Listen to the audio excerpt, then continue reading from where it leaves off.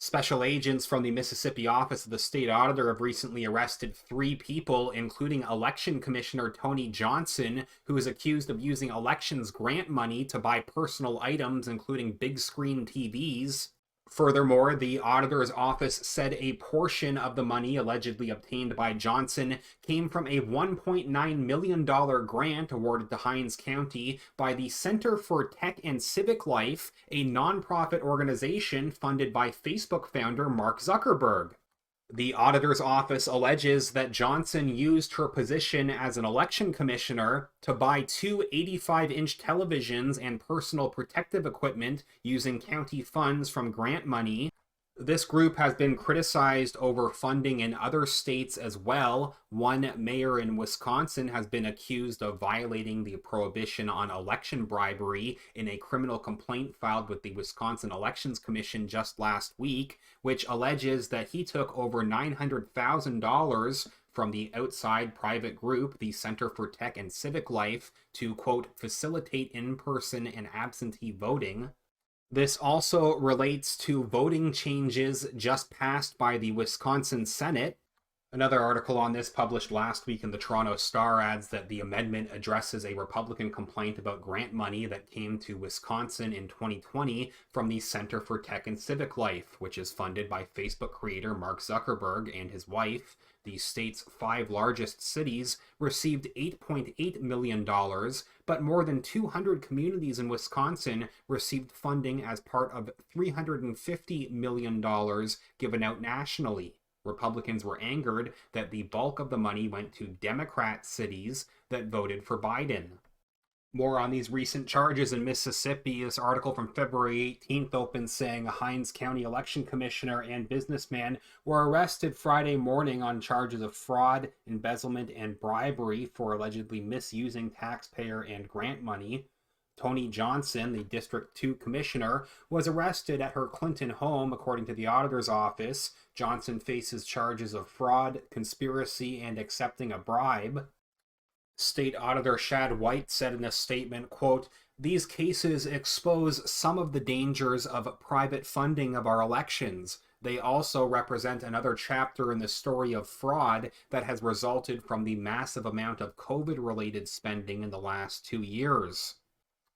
Again, they say investigators believe Johnson used county money and her elected position to buy 2 85-inch televisions and personal protective equipment that was delivered to her house. To hide that, they allege Johnson bought smaller, less expensive televisions to replace the larger ones purchased by the Election Commission.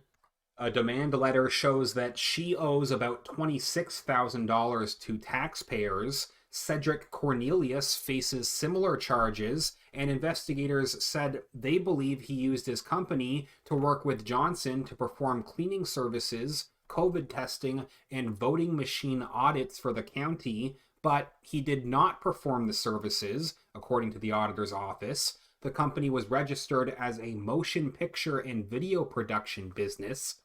Cornelius's demand letter states that he owed about $216,000 to taxpayers, according to White's office.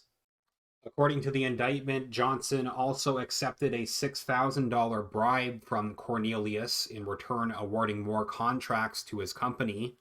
Johnson and Cornelius were booked at the Raymond Detention Center, according to the auditor's office. They could face years in prison and thousands of dollars in fines. The case will be prosecuted by the Hinds County District Attorney's Office. They also point out that Johnson resigned as chair of the commission back in July, before members of the commission could strip her of her chair. At the time, she called the accusations a witch hunt.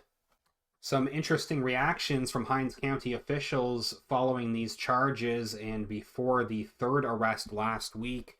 One article from WLBT with the headline, "Hinds Supervisor Says the Board Was a Little Careless in Watching Over Election Grant Money, but believes they did their job. Indictments claim Election Commissioner Tony Johnson steered $310,000 from grant to companies that didn't do the work."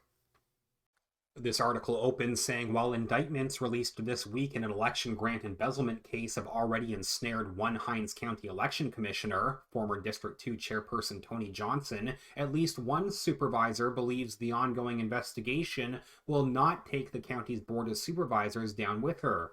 Credell Calhoun, a Democrat who represents District 3 and voted to approve in 2020 what would ultimately be a $1.9 million election grant, said the responsibilities of the board and election commissioners are clear. Quote, "I know that the board did its job.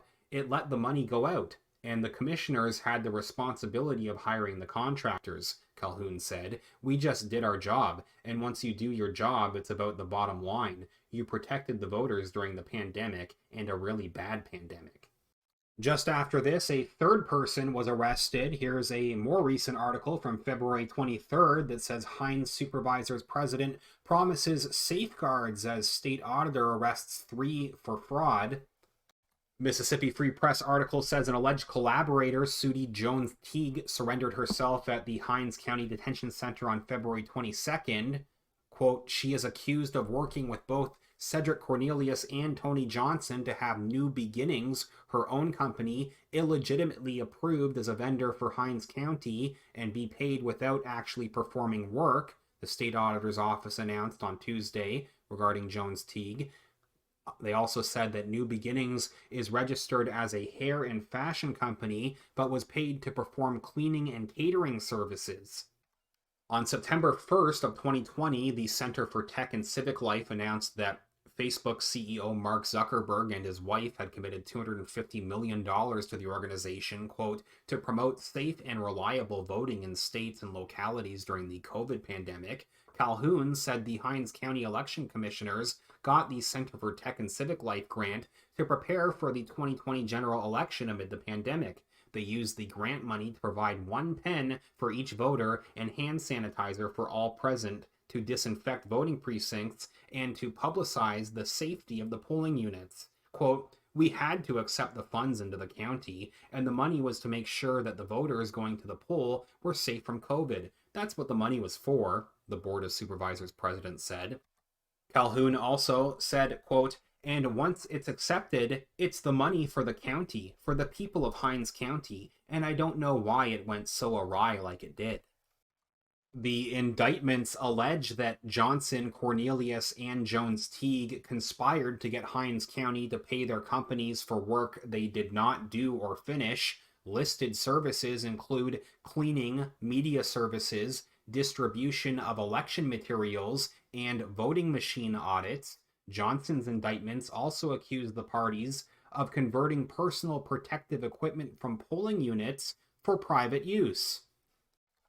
Quote, "We're going to look at it," Calhoun said in an interview. "We're going to talk to the county administrator as a board to make sure that we put safeguards in place so that won't happen. It's up to the people that get elected to be honest, and you can't watch everyone every minute. That's not possible," he added. Please leave a comment and tell me what you think about this latest update. If you could give this video a thumbs up, remember to click the like button, that's greatly appreciated, and make sure that you're subscribed to the channel. As usual, thank you very much everyone who has been supporting this channel with your donations over at Patreon or PayPal. Even just a few dollars makes a huge difference and helps me keep talking about these important issues. You can find either link down in the video description where you can support this channel directly. Patreon.com/realityreader or paypal.me/realityreader.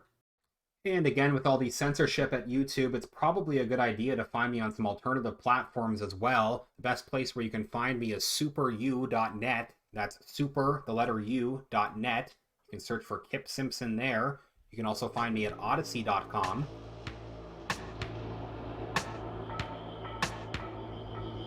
I will follow up soon. Thanks again.